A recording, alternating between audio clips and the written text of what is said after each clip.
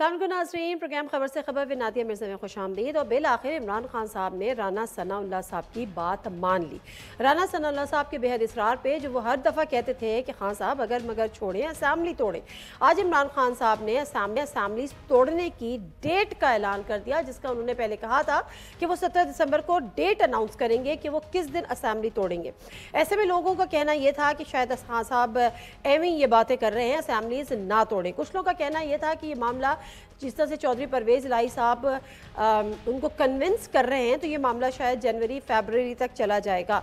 लेकिन बहरहाल उन तमाम अंदाज़ों को ख़त्म किया, आज गलत साबित किया इमरान खान साहब ने और उन्होंने ऐलान कर दिया। क्या कह रहे थे इमरान खान साहब, ये सुनते हैं। हमने फैसला किया है और मैं बड़ा शुक्रगुजार हूं अपने दोनों चीफ मिनिस्टर्स का कि इन्होंने बिल्कुल मेरे साथ चले हैं, मेरा साथ दिया है कि हम अगले जुमे को दोनों पख्तूनख्वा की असेंबली डिसॉल्व कर देंगे और पंजाब की असेंबली डिसॉल्व कर देंगे और उसके बाद हम इलेक्शन की तैयारी करेंगे। हमारी जो 100 गालिबन 23 सीटें हैं इस वक्त नेशनल असेंबली में, हम वहां जाके नेशनल असेंबली में जाके स्पीकर के सामने हम खड़े होकर कहेंगे कि हमारे रेजिग्नेशन एक्सेप्ट करो।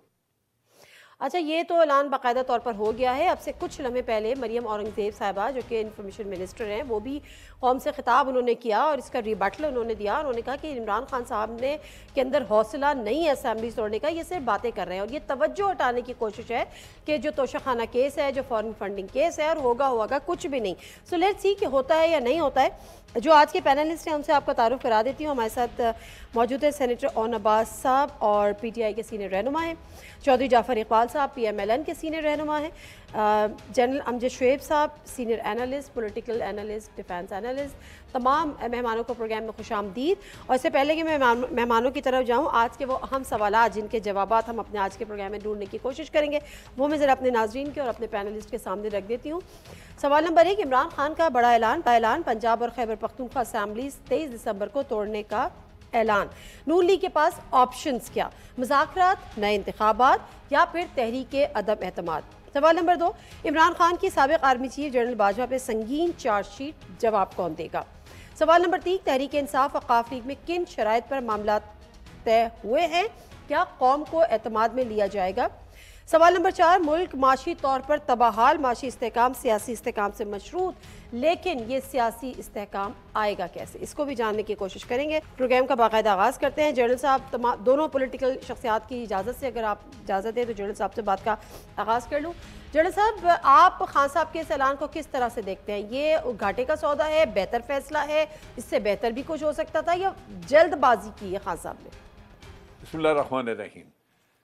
देखिए, जल्दबाजी नहीं बल्कि इसमें भी मेरा ख्याल तहम्मुल का मुजाहरा किया है। उन्होंने 7-8 दिन का वक्फा दिया है और वक्फा इसीलिए है कि हो सकता है कि थोड़ी बेटर सेंस प्रिवेल कर जाए, क्योंकि अवाम भी चाहते हैं इलेक्शन, और वैसे भी अगर हकीकतन ये 2 असम्बलियाँ डिसॉल्व हो जाएं और उसके साथ साथ नेशनल असम्बली से भी लोग बाहर आ जाएं, वो इस्तीफे मंजूर हो जाते हैं, फिर दूसरी 2 बलूचिस्तान वगैरह की और सिंध असम्बली से भी अगर PTI के लोग इस्तीफ़े दे देते हैं तो फिर रह क्या जाएगा। पहले भी ये जो इस वक्त नेशनल असम्बली है, ये बिल्कुल बेकार सी असम्बली है, इसका इस वक्त कोई ऐसी हैसियत एज सच नहीं है, क्योंकि अपोजिशन तो है ही नहीं वहाँ पे। तो इन हालात में मैं समझता हूँ कि ये एक बड़ी सॉलिड मूव है और 7-8 दिन जो दिए, अगर इसमें कोई मुज़ाकरात हो जाएँ, कोई आपस में चीज़ तय पा जाए, तो फेस सेविंग मेरा ख्याल है दोनों साइड्स के लिए बन सकती है। अगर ये नहीं करते तो 23 को अगर असम्बलीज डिसॉल्व हो जाती हैं, तो मेरा ख्याल है कि अगर इलेक्शन ना करवाए गए तो उससे सिस्टम की कम से कम सिस्टम की क्रेडिबिलिटी ख़त्म हो जाएगी। पूरा सिस्टम जो है वो अनरिप्रेजेंटेड और बिल्कुल मैं समझता हूँ बेकार कहलाएगा। तो ज़रूरत यही है कि उससे पहले कुछ कर लिया जाए। कुछ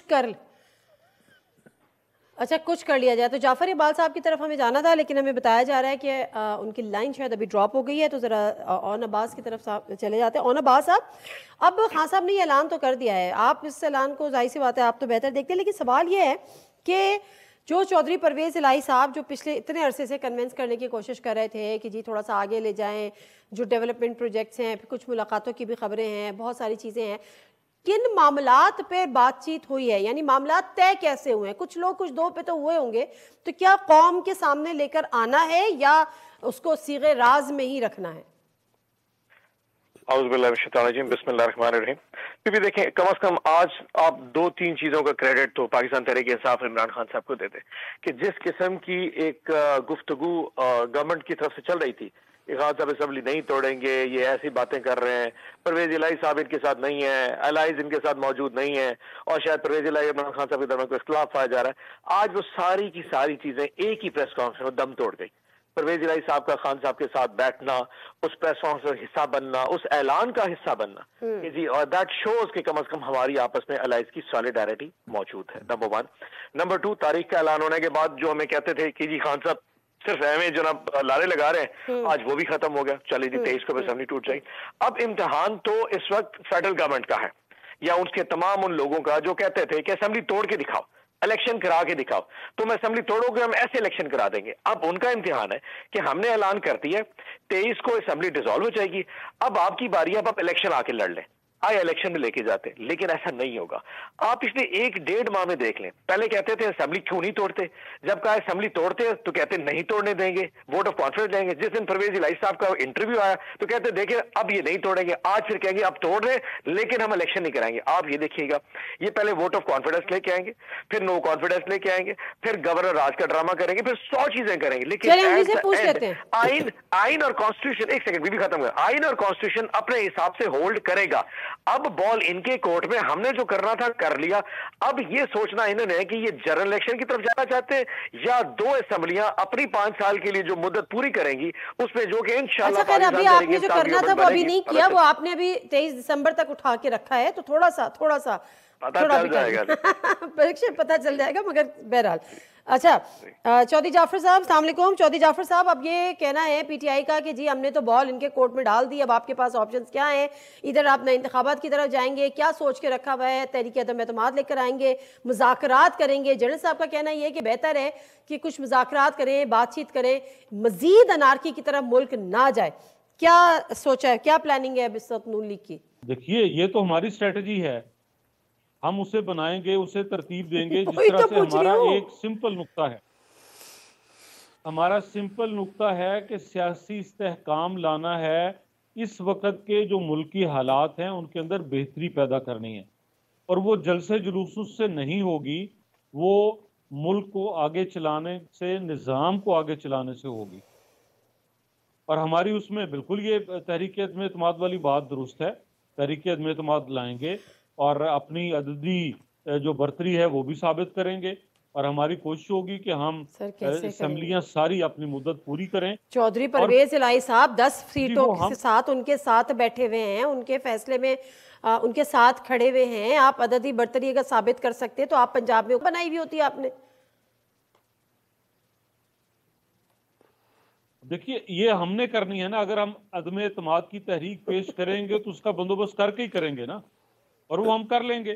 सर, बंदोबस्त काम नहीं आएगा ना, सुप्रीम कोर्ट का फैसला है। ये बंदोबस्त जो पहले किए थे वो काम नहीं आते। चौधरी साहब, जरा चाह रही हूँ कि जो आज जावेद लतीफ़ साहब ने बड़ी इंपॉर्टेंट बात की है और उन्होंने किसी को कानून के कटहरे में लाने की भी बात किया, लेकिन सिर्फ उन्हीं के लिए क्यों किया? वो छोटा सा क्लिप है जावेद लतीफ़ साहब का, जरा वो चलाएगा प्लीज। जो कोई ये समझता है कि नए इंतखाबात से पाकिस्तानी कौम का एतमाद बहाल हो जाएगा, नहीं हो सकता।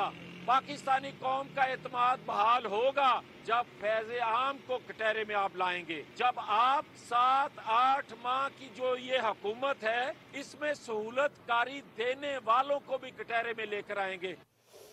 अच्छा, ये जो फैज़ आम की बात कर रहे हैं तो हम और आप अच्छी तरह से जानते हैं, क्योंकि वो भी रिटायर हो चुके हैं, तो हम उनका नाम भी ले सकते हैं। जनरल फैज़ हमीद की वो बात कर रहे हैं कि उनको उन्होंने फैसिलिटेट किया। लेकिन चौधरी साहब, जब आपकी हुकूमत या जब मुझे क्यों निकाला वाली एपिसोड हुई थी नवाज शरीफ साहब की, तो नवाज शरीफ साहब जनरल फैज़ का भी नाम लेते थे, नवाज शरीफ साहब जनरल बाजवा का भी नाम लेते थे। आज जनरल बाजवा को एक्सक्लूड किया जा रहा है और कहा जा रहा है कि जी अगर कानून के कटहरे में लाना है तो जनरल फैज़ को लेकर आ जाइए, जनरल बाजवा को क्यों नहीं? देखिए नादिया, कोई किसी ने एक्सक्लूड किसी को नहीं किया और कभी तक किसी को इंक्लूड नहीं किया। जो अभी पहले जनरल डार साहब बात कर रहे थे कि मुल्क में सियासी अदम इस्तेहकाम क्यों है, और नून लीग या पीडीएम 3 साल इमरान खान साहब को हुकूमत नहीं करने दे रही थी। इमरान खान साहब तो बता रहे हैं कि बाजवा साहब हुकूमत नहीं करने दे रहे थे। और इमरान खान साहब की इस बात को अगर काजी फाइज ईसा का जो फैसला है सुप्रीम कोर्ट का उसकी तरफ ले जाएं तो भी आपको पता चलेगा कि ये सियासी अदम इस्तेहकाम कहाँ से हो रहा था। और उससे पीछे जस्टिस शौकत सदीकी की बात पे ले जाएं तो आपको पता चल जाएगा कि केसेस कैसे बने थे। ये केसेस जिनका नाम अभी गिनवाया जा रहा था ये सारे झूठ के पलंदे हैं।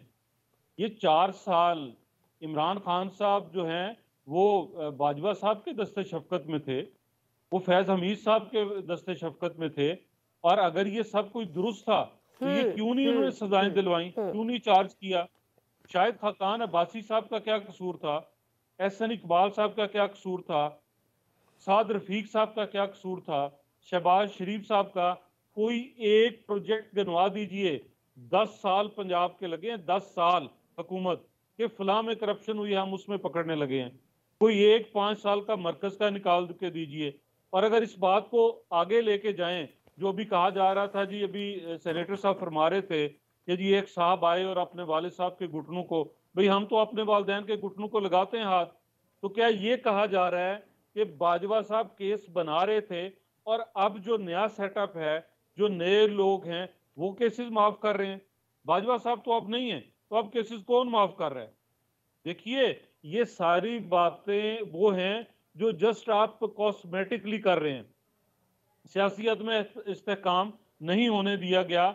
जब उस वक्त के DGISPR ने वर्दी में खड़े होकर कहा था ये साल तब्दीली का साल है, वो तब्दीली कैसी आई देखी सारी कौम ने, भुगती सारी कौम ने, और जनरल साहब समेत हम सब वही तब्दीली भुगत रहे हैं।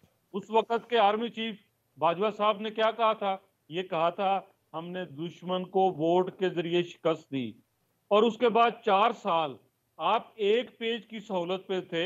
आपकी तस्वीर आती थी प्राइम मिनिस्टर हाउस से कि वजीर आजम बैठे हैं, DGISI बैठे हैं और आर्मी चीफ बैठे हैं और नवीज सुनाई जा रही है सब अच्छे की। और उस सब अच्छे के पीछे क्या होता रहा बताइए जरा।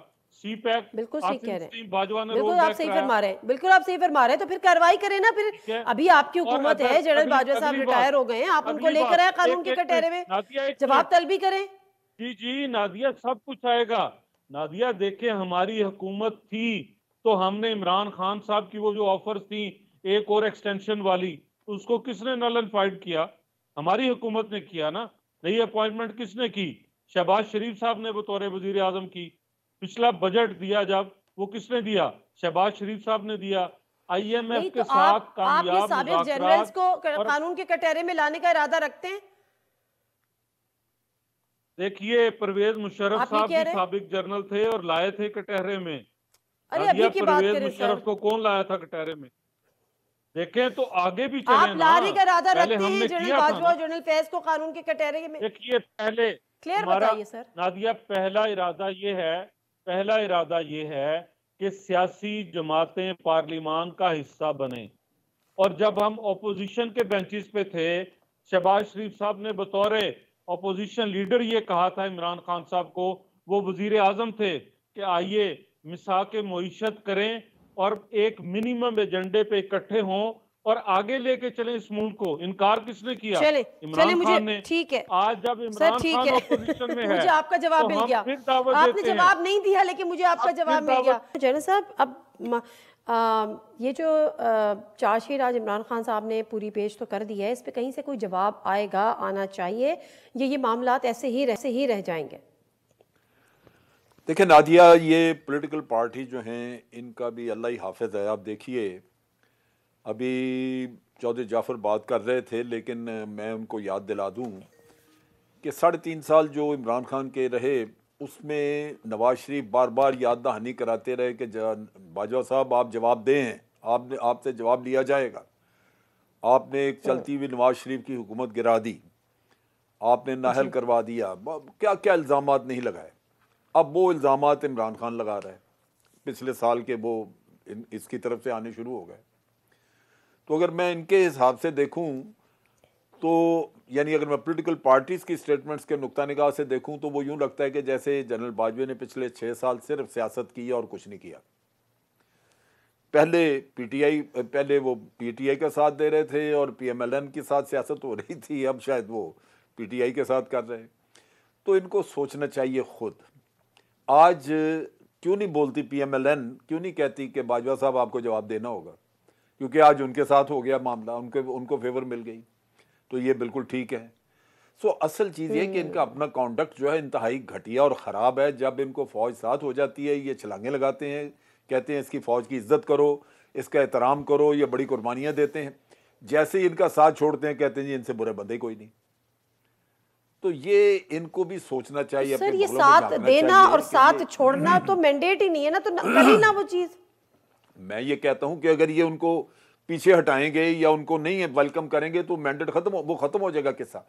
ये एक गैर आईनी चीज है। अगर आर्मी या कोई भी उसका नुमाइंदा अगर सियासत में हिस्सा ले तो गैर आईनी है, लेकिन ये इनकरेज करते हैं ना, ये उनसे स्ट्रेंथ लेते हैं। गैर आईनी चीज जब इनकी फेवर में होती है तो खुश हो जाते हैं, कहते हैं जी ठीक है। ये कहते हैं हम एक पेज पे हैं। वो एक पेज वाली कहानी आपने सुनी ना, 3.5 साल तो वही चलती रही, एक पेज में हम, एक पेज में। इसी तरह जब अब आ गया वो, सर अब ये आपकी बात तो ठीक है, लेकिन सारा कसूर सियासतदानों का तो नहीं है ना, मतलब सियासतदानों ने तो माज़रत के साथ ओथ नहीं लिया हुआ ना, ओथ तो हमारी फोर्सेस ने लिया हुआ है। नादिया बड़ी सिंपल सी बात है, नहीं बड़ी सिंपल सी बात है। अगर नवाज शरीफ साहब को शिकायत थी पहले कि उन्होंने उनकी हुकूमत को गिराया, तो वो शिकायत आज भी होनी चाहिए ना, आज क्यों नहीं है उनको? एग्जैक्टली बिल्कुल आप मैं ये बात कर रहा हूँ। अच्छा ऑन बिल्कुल ठीक कह रहे हैं। ऑन अब्बास साहब जरा मुझे थोड़ी सी स्ट्रेटजी समझा दीजिएगा। सॉरी मैं उस पर बात नहीं कर सकी। पंजाब हुकूमत, पंजाब असेंबली, केपी असेंबली 23 दिसंबर को तहलील हो जाएंगी अगर बीच में कुछ डेवलपमेंट नहीं होती। सिंध असेंबली से भी आपके जो लोग हैं वो भी रिजिग्नेशन देके बाहर निकल आएंगे, और जो नेशनल असेंबली में जिन्होंने रिजाइन दिया हुआ है और उनके रिजाइन एक्सेप्ट नहीं हुए वो भी जाके कह देंगे। यही सिनेरियो बनने जा रहा है। एग्जैक्टली मैं रिपीट कर देता हूँ, हम इस तारीख को केपी और पंजाब की दोनों असेंबली को डिसॉल्व कर देंगे। दोनों के चीफ मिनिस्टर्स गवर्नर को खत लिख देंगे कि मैं फर्दर इन असेंबली को नहीं चलाना चाहता और मैं इसको डिसॉल्व कर रहा हूँ, और नए इलेक्शन अगले 60 दिन के अंदर नए इलेक्शन कराया जाए। Once this process is done जी, उसके बाद हमारे कौमी असेंबली के मेंबरान कौमी असेंबली में जाएंगे, 123 मेंबरान, और स्पीकर को कहेंगे कि आप हमारे इस्तीफे एक्सेप्ट कर लें, आप बाय इलेक्शन या आज इलेक्शन जो आप समझते हो कौन के बाद फेज के अंदर हमारे जो सिंध में मेंबरान है प्रोविंशियल, वो सिंध असेंबली में जाएंगे। सो ये तकरीबन कोई 500-550 के करीब सीट्स होंगी। 2 असेंबली जिनमें प्रॉपर इलेक्शन होगी, और 2 असेंबलियां जिसको कौमी असेंबली और सिंध की प्रोविंस असेंबली, उसमें शायद ये बाय इलेक्शन करा देंगे अगर गवर्नमेंट नहीं कराना चाहती। वहां बाय इलेक्शन लड़के और वहां पे फिर जो 6-8 महीने का पीरियड है वो इनको जरूर बता देंगे कि अवाम का मैंडेट कहां है। अच्छा फिर आप बाय इलेक्शन में भी कॉन्टेस्ट करेंगे? एक सेकंड, अगर नेशनल असेंबली के बाय इलेक्शंस होते हैं और सिंध के बाय इलेक्शंस होते हैं तो फिर आप बाय इलेक्शन में भी कॉन्टेस्ट करेंगे? व्हाई नॉट जी, हम इनको जवाब क्यों नहीं देंगे? पिछले कौन से बाय इलेक्शन छोड़ दिए थे? खान साहब ने 9 सीटों पे इलेक्शन लड़ा था, निकल ही क्यों रहे हैं? वापस फिर जाना है तो थोड़ा लगा था, इनको जवाब देने ही लड़ा था। नहीं हो सकता है पहले से ज्यादा सीटें ले लें, इलेक्शन तो लड़ना चाहिए इनको। जावेद साहब वो अपनी तरफ से बहुत स्ट्रांग सीटें सिलेक्ट सर, इलेक्शन तो बाय इलेक्शन उतने भी होंगे ना जितनों से ये निकलेंगे, तो पहले से ज्यादा सीट्स कैसे लेंगे? अगर सिंध असेंबली के 23 मेंबर्स हैं तो 23 ही इलेक्शंस पे 23 सीट्स पे इलेक्शन होंगे ना, बाय इलेक्शन तो नहीं। वो तो सिंध असेंबली का हो गया ना, लेकिन अगर ये 2 असेंबलियां जो तोड़ रहे हैं, नहीं 2 असेंबली में तो फिर बाय इलेक्शन नहीं होंगे ना सर, वो तो फिर फ्रेश इलेक्शंस होंगे। जी जी, तो मेरी बात तो सुन ले, ये मैंने जवाब देना है, जनरल साहब ने जवाब नहीं देना, वो पीटीआई का रिप्रेजेंट मैं कर रहा हूँ। सो जहां पे कौमी असेंबली आएगी वहां पे बाय इलेक्शन होगा, वहां पे 123 लोग हैं, वो बाय इलेक्शन होगा। सिंध असेंबली जब हम रिजाइन करेंगे वहां भी बाय इलेक्शन होगा। सिर्फ केपी और पंजाब में पूरे जनरल इलेक्शन होंगे और नई असेंबली 5 साल के लिए मुंतखब हो जाएगी। एक और चीज, और हम ये इसलिए नहीं लड़ रहे कि हमने उन असेंबली में जाके बैठना होगा। हमने पहले जो खान साहब को 9 सीट पे लड़ाया था, ये 16 अक्टूबर को, वो कौमी असेंबली में जाने के नहीं लड़ा था, और अवाम को पता था कि खान साहब ने हेल्प नहीं उठाना, और पता था हमने कौमी असेंबली में नहीं जाना, तब भी 9 में से 8 सीटों पे खान साहब को मुंतखब किया। तो 123 सिंध की तमाम सीटों पे लड़ाई, एक दफा मैंडेट का पता चल जाए कि वोट इमरान खान का या किसी का, सारा पानी का पानी और दूध का दूध हो जाएगा। अच्छा जी, दूध का दूध और पानी का पानी हो जाएगा, लेकिन ऐसे में मुल्क का तबाहाल और मुल्क की बर्बादी हो जाएगी। वो क्यों? चौधरी जाफर इकबाल साहब जरा मुझे समझा बताएं किस तरह से आप निपटेंगे आने वाले वक्त से, जब फर्दर क्योस होगा, एक अनारकी होगी, पॉलिटिकल इंस्टेबिलिटी अपनी इंतहा पर होगी, जिस तरह से जो तस्वीर कशी, मंजर कशी इस तौन अब्बास साहब ने की है, किस तरह से निपटेंगे कि पाकिस्तान में अदम इस्तेहकाम ना हो, पाकिस्तान में पॉलिटिकल स्टेबिलिटी हो, कैसे सर? जी, बहुत आपका दुरुस्त सवाल है और इसका जवाब मेरे पास मौजूद है, मैं देता हूँ। जनरल साहब ने एक लफ्ज़ इस्तेमाल किया, मैं ज़रा उस पर पहले बात करके मुख्तसर सी, घटिया किरदार सियासतदानों का, बकौल जनरल शोएब अमजद डार साहब। आप किसी भी पाकिस्तानी अदालत और पूरी तारीख में देख लें, अगर गद्दार वतन का केस चला आइन तोड़ने का, आइन से बगावत करने का, तो वो आर्मी चीफ और फौजी जर्नैल बा वर्दी पे चला और वो था परवेज मुशर्रफ। और अगर आप पाकिस्तान की सीनियर तरीन अदालत ये कहती है कि जनरल फैज धरने मैनेज कराने में शामिल था और बाजवा साहब की तब की तकरीर कि अगर ऐसा हुआ तो मैं ये करूंगा, और क्या हुआ बाद में कि कोई उसके ऊपर इकदाम नहीं उठाया गया।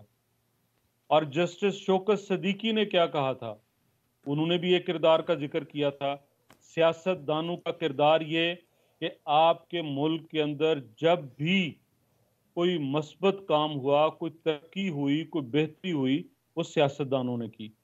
और अल्हम्दुलिल्लाह इस चीज़ पे फ़ख्र और नाज भी है। आपका अगला सवाल, और जिस पे सेनेटर साहब कह रहे थे, सेनेटर साहब का यही कहना बनता है नादिया, इमरान खान साहब ये काम 2014 से कर रहे हैं।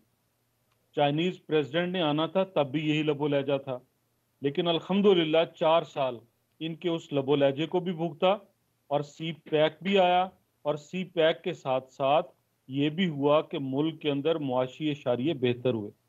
इमरान खान साहब तो, जो हम हुकूमत में थे जब ये इमरान खान साहब बतौर वजीर आज़म, तो इन्होंने यही इकदामात किए कि मेरा PSDP 1100 अरब से 500 अरब पे लेके आए, क्योंकि इनका मंशूर यही था।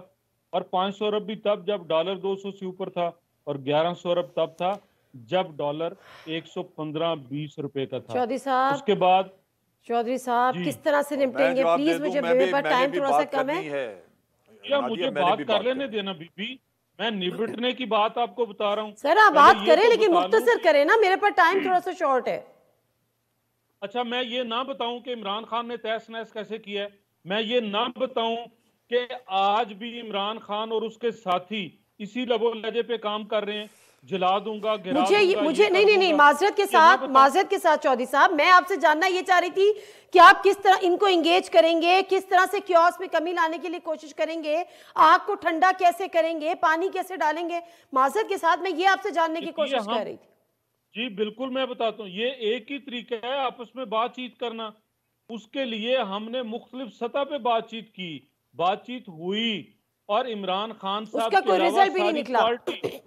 देखिए रिजल्ट दोनों तरफ जो है वो दोनों तरफ से जब विलिंग हो तब होता है रिजल्ट, किसी एक से तो रिजल्ट नहीं निकलता। भाई वो कहते हैं इलेक्शन कराओ, आप कहते हैं इलेक्शन ही कराएं, यहीं पे डेडलॉक है।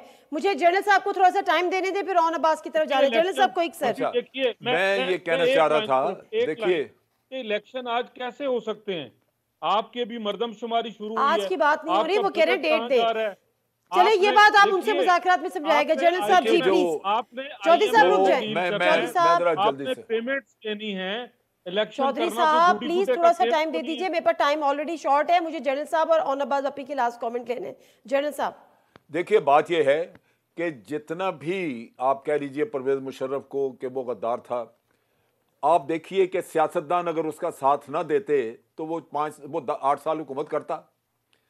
अगर ज़ियाउल हक ऐसा था तो अगर सियासतदान नवाज शरीफ वगैरह उसके चमचे न बनते तो ये कभी हो सकता था कि वो हुकूमत करता इतना अरसा। ये बैसाखियां हैं, ठीक है, ये सियासतदान डिक्टेटरों की बैसाखियां बन जाते हैं, तब वो रहते हैं, तब वो उनकी हुकूमत चलती है। इसलिए मैं कहता हूं कि इनकी सियासत घटिया है, ये उनकी बैसाखियां बन के बाद में कहते हैं हम बड़े अच्छे कैसे हो भाई तुम। ठीक है सर, ठीक है सर। और नबासा one liner please, last comment. मैंने जिंदगी में कभी नहीं सोचा था कि मैं किसी नून लीग के दोस्त की बात की हिमायत करूंगा, लेकिन जनरल साहब की जो गुफ्तगू है, इस तरह की गैर मुहज़्ज़ब गुफ्तगू मैंने कभी कि एक नेशनल ऐसा शख्स जिसने जिंदगी में कोई ऐसा काम नहीं किया होगा जो याद रखे, वो अचानक बैठ के पाकिस्तान के सारे सियासत को घटिया कह दे। आई डोंट, इनकी अपनी क्या क्रेडिबिलिटी होगी? जनरल साहब ये बैठ के गुफ्तगू कर रहे हैं, इन्होंने अपनी जिंदगी में कौन सी ऐसी लेगेसी बिल्ड की है जो इतने मौजूद हो गए कि रात को एक टॉक शो में बैठ के अचानक सियासतदान को घटिया कर दिया।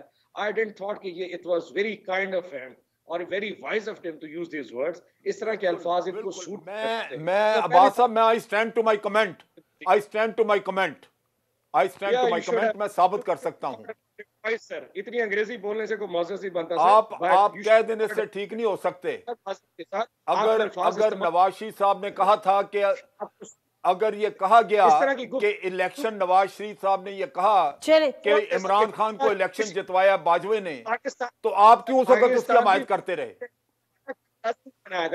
बाजवा साहब ठीक थे। मेरा ख्याल है वो बहस कहीं और चली गई है, मेरा ख्याल है वो बहस कहीं और चली गई है। ठीक, बात यह है कि आप किसी एक को,